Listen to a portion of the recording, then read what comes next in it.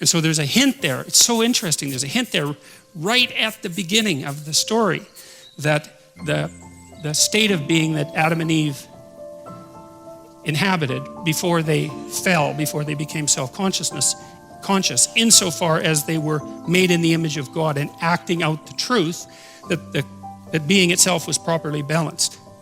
And it takes the entire Bible to rediscover that, which is a journey back to the beginning, right? And that's a classic theme. That's a classic mythological theme, that the wise person is the person who finds what they lost in childhood and regains it, right?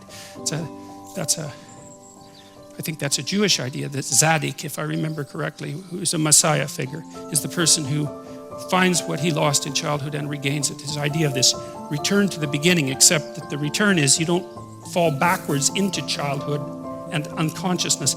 You return voluntarily to the state of childhood, well awake, and then determined to participate through truth in the manifestation of proper being. Now, I'm a psychologist, and I've taught personality theory for a very long time, and I know personality theories, the profound personality theories, pretty well, and I'm reasonably well versed in philosophy, although not as well versed as I should be. But I can tell you, in all the things I've ever read or encountered or thought about, I have never once found an idea that matches that in terms of profundity, but not only profundity, also in believability.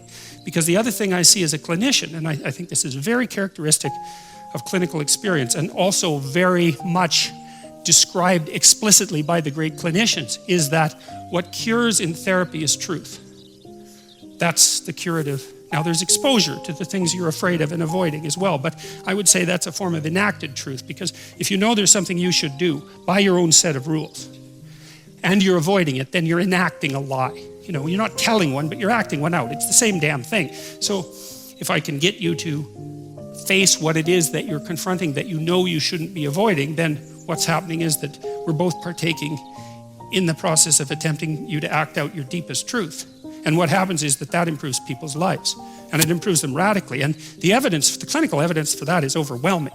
We know that if you expose people to the things they're afraid of, but that they're avoiding, they get better.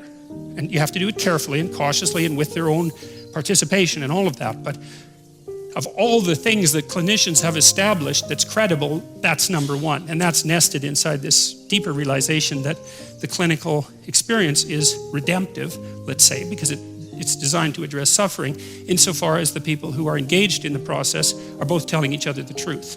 And then you think, well, obviously, because if you have some problems and you come to talk to me about them, well, first of all, just by coming to talk to me about them, you've admitted that they exist. Man, that's a pretty good start. And second, well, if you tell me about them, then we know what they are. And then if we know what they are, we can maybe start to lay out some solutions, and then you can go act out the solutions and see if they work. But if you don't admit they're there and you won't tell me what they are, and I'm like posturing and acting egotistically and taking the upper hand and all of that in our discussions, well, how the hell is that going to work? It might be comfortable moment to moment while we stay encapsulated in our delusion, but it's not going to work. So a lot of that seems, if you think it through, it seems pretty self-evident. And, Freud thought that repression was at the heart of much mental suffering.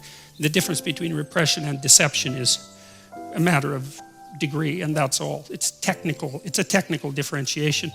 And Alfred Adler, who was one of Freud's greatest associates, let's say, and much underappreciated, I would say, he thought that people got into problems because they started to act out a life lie. That's what he called it, a life lie. That's worth looking up, because Adler, although not as charismatic as Freud, was very practical and really foreshadowed a lot of later developments in cybernetic theory. And of course, Jung believed that you could bypass psychotherapy entirely by merely making a proper moral effort in your own life. And Carl Rogers believed that it was honest communication mediated through dialogue that had redemptive consequences. And the behaviorists believe that you do a careful microanalysis of the problems that are laid before you and help introduce people to what they're avoiding.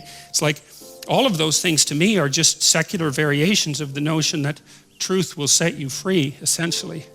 So it's a pretty powerful story. And A, it's not that easy to dispense with, and B, the other thing is you dispense with it at your peril, because what I have seen as well is that the people that I've seen who've been really hurt have been hurt mostly by deceit. And that's also worth thinking about, that, you get walloped by life. There's no doubt about that. There's absolutely no doubt about that. But I've thought for a long time that maybe people can handle earthquakes and cancer and even death, maybe. But they can't handle betrayal, and they can't handle deception. They can't handle having the rug pulled out from underneath them by people that they love and trust. That just does them in.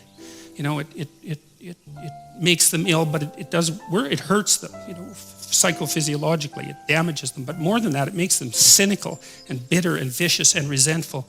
And then they also start to act all that out in the world, and that makes it worse.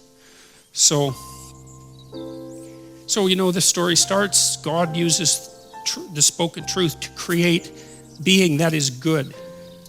And then the cataclysm occurs. And then human beings spend untold millennia trying to sort out exactly what to do about the fact that they've become self-conscious. And, by the way, we have, right? We are, in fact, self-conscious. No other animal has that distinction. Now, you'll read that chimpanzees can, for example, if you put lipstick on a chimpanzee, it's kind of a strange thing to do. Yeah. Well, I won't pursue that any further. But the chimpanzee will wipe off the lipstick if you show it a mirror. And dolphins seem to be able to recognize themselves in mirrors. And there is the glimmerings of self-conscious recognition in other animals. But to put that in the same conceptual category as human self-consciousness is, to my way of thinking, it's uninformed to say the least, but I also think that it's motivated. It's motivated by a kind of anti-humanistic underlying motivation, because our self-consciousness is so incredibly developed compared to that they're hardly in the same conceptual universe. It's like comparing the alarm cries of vervet monkeys when they see a predator to the language of human beings. It's like, yeah, there's some similarities, man. There are utterances, and there are utterances with meaning, but they're not language. And the self-consciousness of animals is proto-self-consciousness, and it's only there in a very small number of animals. And it's nothing like ours. They're not aware of the future like we are. They're not aware of their boundaries in space and time. And that's the critical thing, and most particularly time. Human beings discovered time. And when we discovered time, we discovered the end of each of our being. And that made all the difference. And that's what the story of Adam and Eve is about. So, Genesis 1 is derived from the priestly source, where God is known as Elohim or El Shaddai. And there's God in the singular, and there's gods in the plural. And I suppose that's because it seems that if you analyze the history of the development of monotheistic ideas, that monotheism emerges out of a plurality of gods.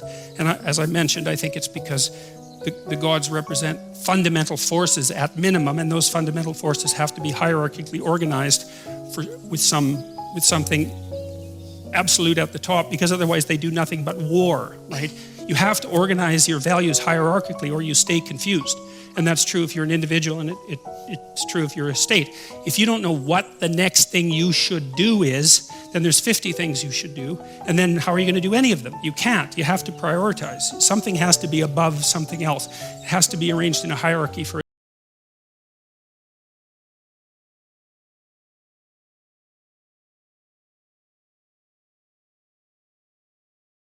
a history of religious ideas, which I would really recommend. It's a 3-volume book. It's actually quite a straightforward read as far as these things go. And Eliade does a very nice job of describing how and even why polytheism tends towards monotheism. Even in polytheistic cultures, there's a strong tendency for the gods to organize themselves in a hierarchy with one god at the top.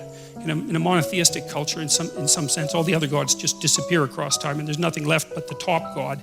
But even in a polytheistic society, there's a hierarchy of power among the gods.